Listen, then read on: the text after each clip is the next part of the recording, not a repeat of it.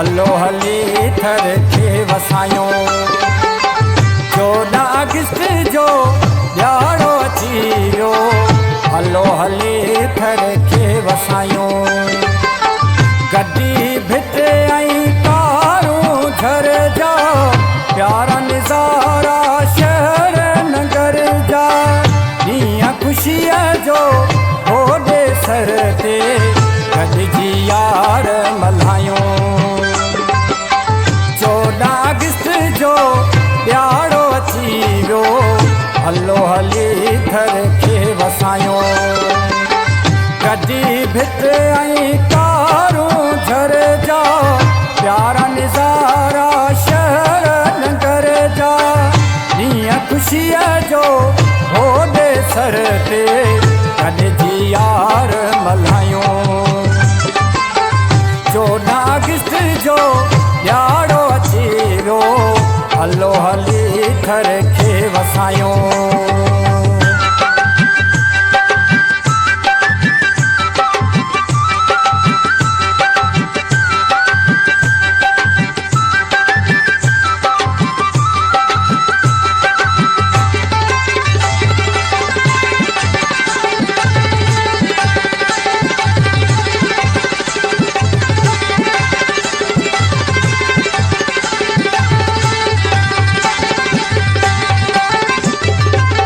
किस्मत सां अहिड़ो ॾींहुं ईंदो आहे, मोहबत जो को मेलो थींदो आहे।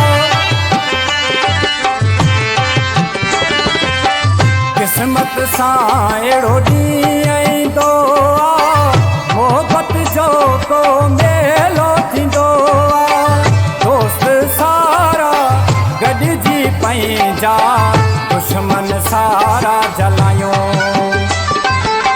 14 अगस्त जो ॾियारो अची वियो, हलो हली थर खे वसायो।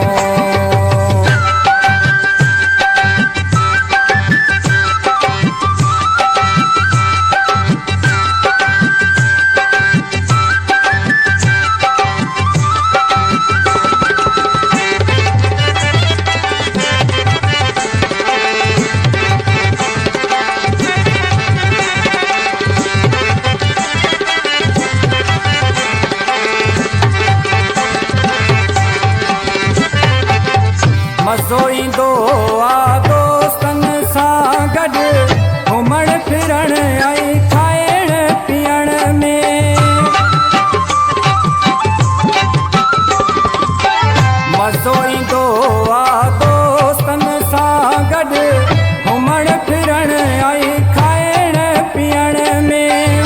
कारूं झर जी ज्योतीअ ते सभु गॾिजी फोटू कढायूं। 14 अगस्त जो ॾियारो अची वियो, हलो हली थर खे वसायो।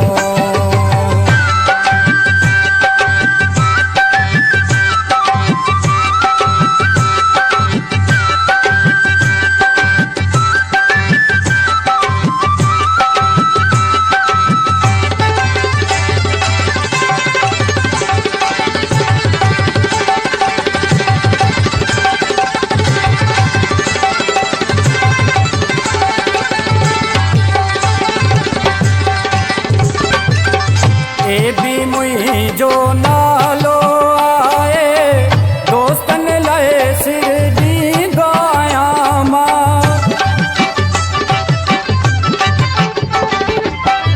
ए बि मुंहिंजो नालो आहे, दोस्तनि लाइ सिर ॾींदो आहियां मां।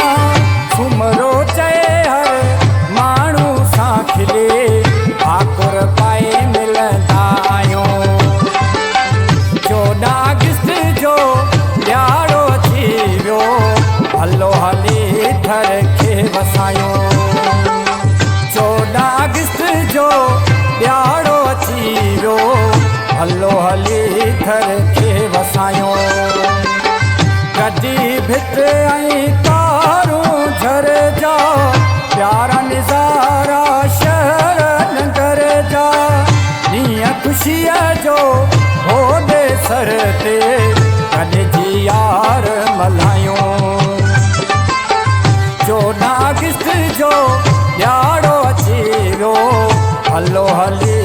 थर